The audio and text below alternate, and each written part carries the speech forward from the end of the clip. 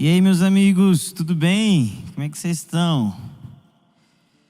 Vocês já sentaram aí no seu sofá, sei lá, fez uma pipoquinha?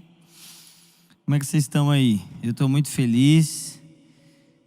Tô queimando aqui com os meus amigos.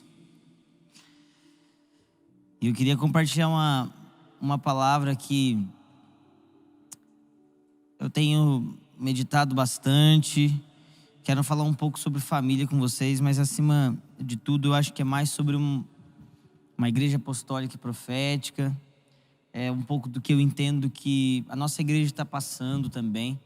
Se você é da nossa igreja Once, é visível que nós estamos numa transição, né? Como igreja mesmo, e essa transição não é um jargão apenas, mas faz um tempo já que nós estamos caminhando para um lugar mais maduro, por uma coisa mais concreta. Então, eu não sei se sou só eu que percebo isso, você também percebe isso. Então, eu quero conversar com vocês um pouquinho disso tudo. E para isso, eu queria que você abrisse em Efésios 2. A gente vai compartilhar a palavra. Tomara que Jesus fale com você, use a minha vida também. Vamos lá. Vamos orar antes. Espírito de sabedoria e de revelação, enche os nossos corações. Senhor, essa atmosfera que está aqui nesse lugar, que isso seja real na casa dos meus amigos, que isso seja real enquanto eles assistem essa mensagem, esse culto. Que essas palavras, elas não sejam apenas palavras comunicadas, mas poder do alto. Em nome de Jesus eu oro isso. Amém, amém e amém.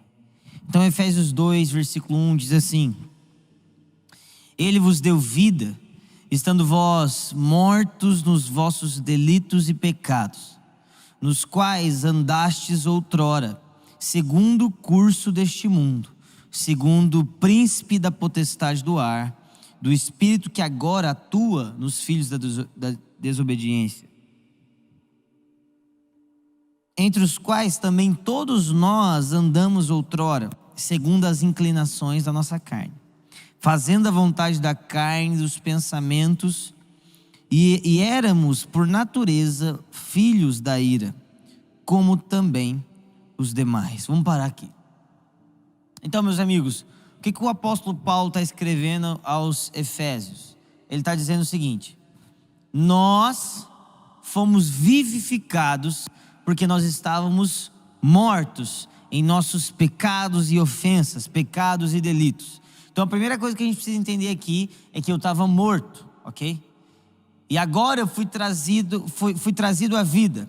Aí ele diz no versículo 2: nos quais antes outrora, segundo o curso deste mundo, segundo o príncipe da potestade do ar, do espírito, nos filhos da desobediência, entre os quais também nós outrora, segundo as inclinações da nossa carne, andávamos de acordo com a nossa carne. Então peraí, o apóstolo Paulo, em outras palavras, está nos dizendo que nós não apenas estávamos mortos, mas que nós andávamos como mortos, que nós nos comportávamos como mortos. Agora, ele está dizendo: vocês estavam mortos, nós estávamos mortos, e nós andávamos de acordo com as inclinações da nossa carne. E quem que governava as inclinações da nossa carne? Os principados do ar. Então hoje eu estou meio batalha profética, batalha espiritual, sei lá, nem sei falar, não sou mesmo, não adianta, né? Mas amém. Eu quero falar disso aqui um pouco, porque eu tenho realmente meditado sobre isso. O apóstolo Paulo está dizendo que aqueles que não estão em Cristo, eles estão sofrendo algum tipo de manipulação espiritual. Eles estão sofrendo algum tipo de indução espiritual. E quem promove essa indução são esses principados e potestades. Ele diz que todas essas pessoas, elas andam de acordo às inclinações da carne delas. Então, presta atenção comigo. nós estávamos mortos e andávamos como mortos. Agora nós estamos vivos e o que se espera de nós é que nós andemos como vivos. Colossenses 2, no finalzinho, diz que nós ressuscitamos com Cristo. Colossenses 3, 1 e 2 diz que se nós ressuscitamos com Cristo, então nós devemos pensar nas coisas do alto. Em outras palavras, nós devemos andar de acordo com pessoas que ressuscitaram. Isso está fazendo sentido até agora? Agora, Tiago deixa bem claro a diferença entre prova e tentação. Eu sei que talvez você já tenha ouvido isso, mas eu preciso falar de novo. Então, a tentação nada mais é do que um irmãozinho vê uma irmãzinha bonitinha e ele é tentado a dar uns beijos nela. E aí a gente tem a mania de falar assim: nossa, Deus colocou essa prova na minha vida. Mas isso não é Deus que colocou. Isso é sua própria carne te puxando para os desejos da sua própria carne. Então, presta atenção. A tentação é fruto da minha carne. E o que a tentação visa? A tentação visa a minha desaprovação. Então, eu sou tentado para ser desaprovado. Agora, a santidade, ela não é fruto da minha carne. A prova, ela não é fruto da minha carne. A prova, ela é fruto da santidade de Deus, da glória de Deus. Então o que é prova? Prova é quando Deus dá Isaac e depois ele pede Isaac. Agora, o motivo da prova não é para me desabilitar ou para me desaprovar, mas Deus coloca uma prova em minha vida para que essa prova me aperfeiçoe pelo fogo e eu seja aprovado. Então, embora elas tenham, talvez, efeitos colaterais parecidos, são coisas diferentes. A tentação e a prova. E o apóstolo Paulo está deixando bem claro que aqueles que vivem pela carne, ou seja, aqueles que se oferecem às tentações, eles na verdade são escravos. Porque ele também diz que nós fomos livres do império das trevas para o reino do Filho do seu amor. Então, meu irmão, aquele que anda segundo a carne, ele pode se sentir livre, mas ele não é livre de si mesmo. Ele não é livre das suas próprias tentações. Ele não é livre dos seus próprios desejos. Ele não consegue falar não para ele mesmo. Isso faz sentido? Agora, acima de tudo, esses que estão segundo as obras da carne, eles estão sendo guiados por um tipo de governo que não é o governo de Cristo. O apóstolo João, em 1 João, diz que o Espírito do Anticristo ele já opera. O apóstolo João também diz que o mundo jaz do maligno. Isso não deve gerar, eu já vou falar disso agora, já. Mas isso não deve gerar na gente algum tipo de então o mundo já era, deixa isso para lá, acabou.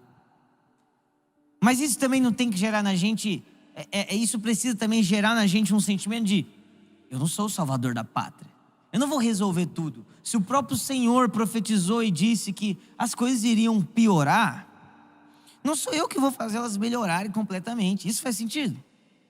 Então muitas vezes nós queremos ser tão vitoriosos que nós queremos vencer as coisas, queremos vencer batalhas que não são nossas, mas são de Cristo.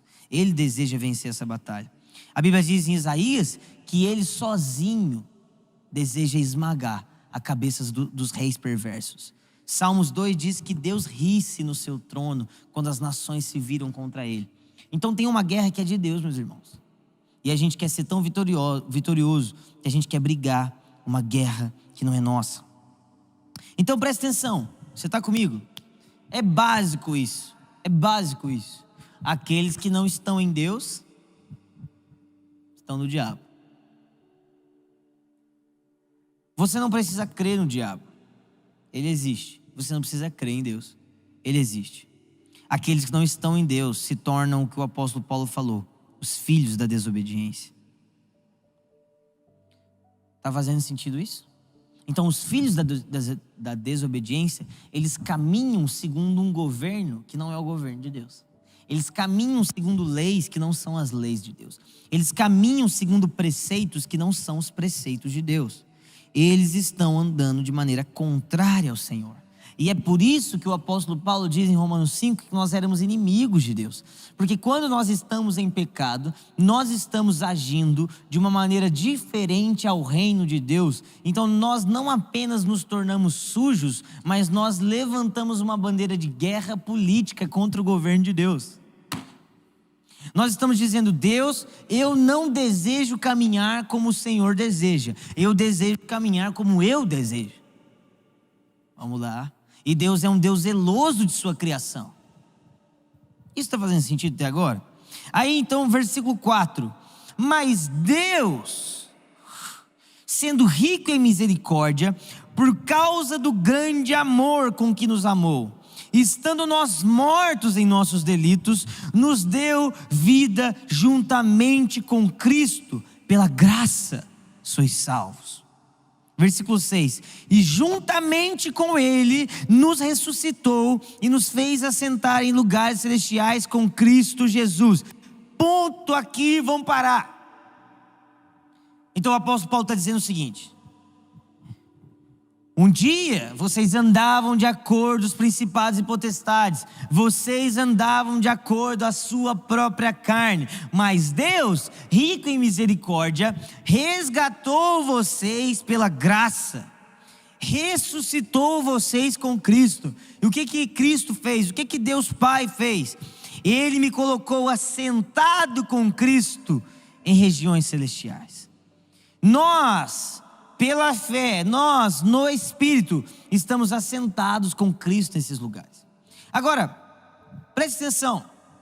O que são esses lugares celestiais? As Escrituras também dizem aqui em Efésios que os principados e potestades estão em lugares celestiais. Então nós estamos assentados. Você precisa entender, existe esse céu que nós vemos, existe o segundo céu, existe o terceiro céu. Está meio místico, né? Nesse terceiro céu é onde o Pai está, onde Deus habita. No segundo céu é onde nós em espírito estamos com Cristo. Um pouco abaixo de nós estão os principados e potestades. E então vem esse céu que você vê quando você vê um aviãozinho passando. Mas o apóstolo Paulo está dizendo o seguinte: a terra está sobre um domínio de um pensamento demoníaco. Mas Cristo nos salvou. Vamos lá, alguém fica comigo. Mas Cristo nos salvou. E Ele nos fez assentar nesse mesmo lugar, um pouco acima. Mas espera aí, aqui gera uma confusão em mim. Então é para eu destronar esses principados e potestades. É para eu acabar com eles. Não, mas o resto das Escrituras dizem que tudo vai piorar. O resto das Escrituras dizem que o mundo jaz no maligno. Então o apóstolo Paulo nos responde no versículo 7: para nos mostrar nos séculos vindouros a suprema riqueza da sua graça em bondade para conosco em Cristo Jesus. Então presta atenção aqui. Gente, eu estou desenvolvendo, tá? Você precisa ficar comigo. Nós estávamos mortos em nossos delitos. E quando nós estávamos mortos em nossos delitos, nós éramos de um reino satânico. Nós éramos influenciados por esses principados e potestades. Nós andávamos contrário a Deus, mas agora nós somos trazidos para esse lugar em Cristo. E agora nós caminhamos nesse lugar em Cristo. Mas as Escrituras deixam bem clara que Deus fez isso para manifestar no futuro a sua gloriosa graça, a sua grande obra. Então preste atenção, Deus nos colocou neste lugar porque haverá um dia em que Ele manifestará com plenitude a sua grande obra. Você está comigo? Então quando nós olhamos para Romanos 12, vamos deixar isso aqui um pouco mais prático. Quando nós olhamos para Romanos 12, 1, 2 e 3, nós vemos o apóstolo Paulo dizendo: meus irmãos, não se amoldem ao padrão secular, mas sejam renovados pela transformação da sua mente. Sejam transformados pela renovação da sua mente. O que o apóstolo Paulo está dizendo em outras palavras? Ele está dizendo assim: meus irmãos, parem de andar segundo o governo dos principados e potestades.